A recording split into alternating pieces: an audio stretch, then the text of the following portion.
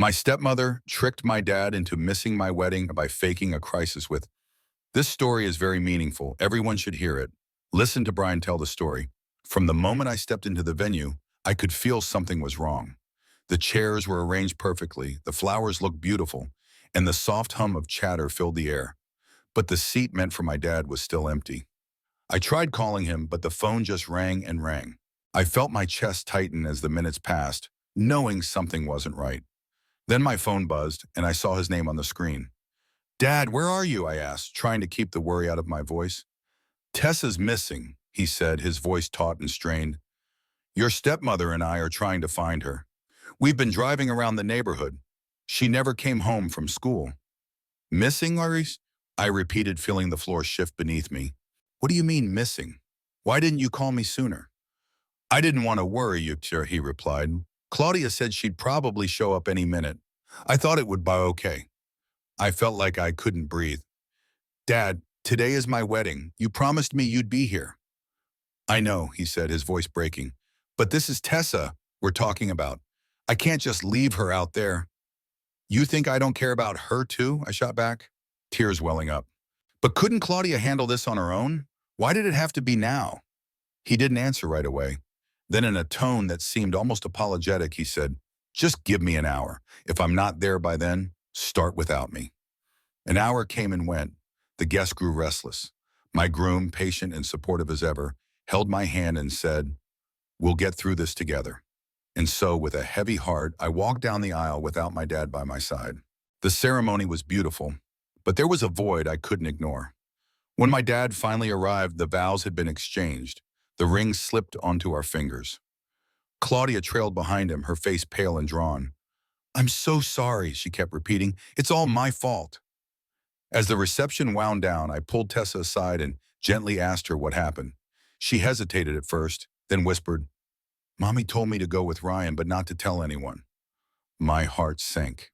The pieces clicked into place, but I didn't want to believe it. When I confronted Claudia, she stammered, "I thought it was best for Tessa. I didn't know it would turn into such a big deal." "Best for Tessa or best for you?" I asked, my voice low and trembling. "Do you have any idea what you've done?" "You always get all his attention," she snapped, her carefully crafted facade cracking. "Everything's always about you. I just wanted him to care about us for once." The weight of her confession settled over the room. My dad stood there, silent, his expression a mix of shock and sorrow. I turned to him, hoping he'd say something, do something to make it right, but he looked as lost as I felt. "You missed my wedding," I whispered, my voice breaking. "And for what? Because she couldn't handle not being the center of attention?" "I'm sorry," he said quietly, "but it wasn't enough. It would never be enough." In the weeks that followed, I tried to move on. But every time I thought about that empty chair, about Claudia's manipulations, my heart ached. My dad's relationship with her remained strained, and I kept my distance. I couldn't bring myself to forgive her, nay, not yet. Maybe not ever. Tessa, innocent in all of this, asked why I wasn't around as much anymore. "Did I do something wrong?" she asked one day, her wide eyes searching mine for answers. "No, sweetheart," I said, pulling her into a hug. "You didn't do anything wrong. This isn't your fault. I just didn't know how to explain that sometimes the people who are supposed to be there for you let you down. Sometimes the people you trust most choose someone else's happiness over yours. And sometimes, no matter how much you want to fix things, the wounds run too deep." We decided to go on our honeymoon a couple of weeks later. I needed time to recover, to clear my mind from the chaos that Claudia had caused. As much as I wanted to cut ties completely, there was still Tessa. She was too young to understand the full scope of what had happened, and she missed me. My father told me she'd cry herself to sleep some nights, asking why I didn't come over anymore. The guilt weighed heavy on me.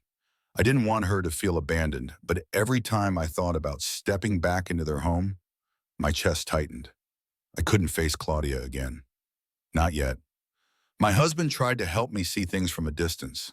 "You're not punishing Tessa," he said. "You're protecting yourself. You can still love her and be there for her in other ways."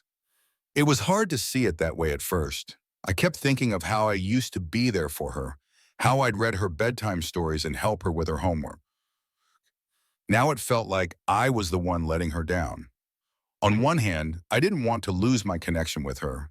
On the other, I couldn't pretend that nothing had happened.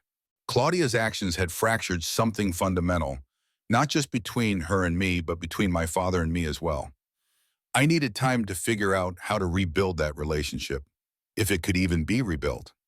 Tessa's drawings started showing up in my mailbox, little stick figure families with labels in her clumsy handwriting. Daddy, Mommy, me, and you.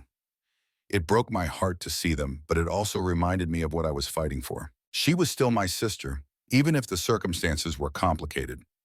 One day, my father called and asked if he could bring Tessa over to my house. He said Claudia wouldn't come, just him and Tessa so we could spend some time together. I hesitated, but eventually agreed. It was awkward at first. Tessa ran up and hugged me tight, like she was afraid I might disappear again. My dad hung back, watching us with a hopeful look in his eyes.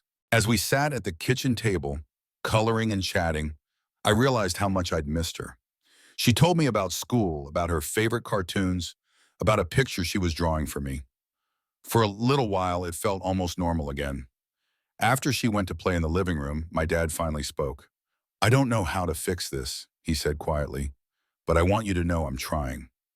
I looked at him, searching for the words that wouldn't come. "I know you are," I said eventually, "but it's going to take time." "I understand," he said. "I just don't want to lose you." "You won't," I said, though I wasn't sure if it was true. Not yet, but it was a start. Maybe one day we'd all find our way back to something resembling a family. Maybe, but for now I had to take things one step at a time. Weeks turned into months, and though I still kept Claudia out of my life, I found small ways to reconnect with Tessa. Sometimes my dad would drop her off for a few hours, and we'd bake cookies or play board games. She'd giggle and call me silly when I let the cookies burn, and in those moments, I felt the distance between us shrinking. My father, on the other hand, seemed more worn down every time I saw him. Claudia's actions hadn't just damaged our relationship, they'd put a strain on their marriage. Once, he mentioned offhandedly that Claudia was still defensive about what she'd done and that the tension in their home was almost unbearable. I didn't ask for details. I wasn't ready to hear them. Instead, I focused on building a new normal with my husband. We moved into a small house a few miles away and spent weekends decorating it together. He always found a way to make me laugh, even on the hardest days, and reminded me that our life wasn't defined by Claudia's betrayal. But Claudia didn't disappear completely. She sent letters, left voice messages, even tried sending gifts through mutual acquaintances. Each time, I either returned them or ignored them. It wasn't that I wanted her to suffer. I just couldn't let her back in. The damage was too deep, the trust too shattered. One day I received a letter from Claudia that was different. It wasn't defensive or manipulative, at least not overtly. Instead, she admitted how much she had hurt me, how she had let her insecurities drive her to do something she could never take back. She didn't ask for forgiveness, only understanding. It was the closest thing to an apology I'd ever received from her. I sat with the letter for hours, unsure how to feel. It didn't undo what had happened. It didn't erase the pain or the memories of walking down the aisle without my father. But it made me think, maybe, just maybe, she was trying to change. I didn't respond. Not right away. I needed time to figure out what that letter meant for our future, if anything at all. Meanwhile, Tessa continued to be the bright spot in all of this. Every time she visited, she seemed more confident, more at ease. She'd tell me about a new song she learned or a book she was reading, and I felt a flicker of hope. Maybe, despite everything, we could still have a strong bond. One evening after Tess had gone home and my husband and I were sitting on the porch, he asked, "Do you think you'll ever talk to Claudia again?" I didn't answer right away. The truth was, I didn't know. Part of me wanted to leave the past behind and focus on the life we were building.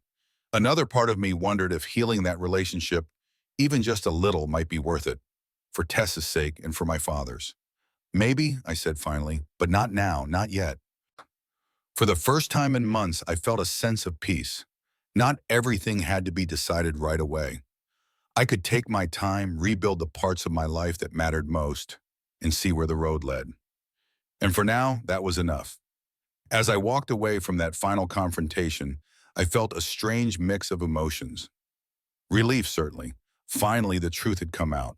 But also sadness. because no matter how deeply Claudia had wronged me, I knew what her life would look like without the trust and closeness of our family. The fact that she had brought it on herself didn't make it any easier to accept. For Tessa's sake, for my father's sake, and maybe even for my own, I had wanted some sort of resolution. What I got instead was silence. It wasn't satisfying in the traditional sense. There was no triumphant moment where Claudia begged for forgiveness or made some grand gesture to repair what she'd broken. But there was a certain kind of closure in knowing that I had done what I could. I had set boundaries, spoken my truth, and refused to let her actions dictate my happiness. That was all I could control. Over time, my father and I began to rebuild our relationship. It wasn't perfect. There was still an unspoken weight between us, but we found ways to connect again. As for Tessa, I decided that my issues with Claudia didn't have to define our bond. I made sure to be present for her when I could, letting her know that my love for her hadn't changed. Claudia's life, on the other hand, seemed to unravel. From what I heard through the family grapevine, her own insecurities and actions left her more isolated than ever. She tried to reach out to some relatives, only to find that many of them sided with my father and me. She attempted to make new friends, but trust doesn't come easily once your reputation is marked by manipulative schemes. The last I heard, she had moved away, leaving only a trail of strained relationships behind her. It's not the kind of ending you hope for, but it's an ending nonetheless. A painful reminder that choices have consequences, and that sometimes those consequences are exactly what people need to face in order to grow or to realize the full weight of what they've lost. As for me, I learned that setting boundaries isn't cruel. It's necessary. I learned that standing up for yourself and your happiness is never something to feel guilty about. And perhaps most importantly, I learned that family is not defined by who shares your blood, but by who shows up for you, who supports you, and who loves you without condition.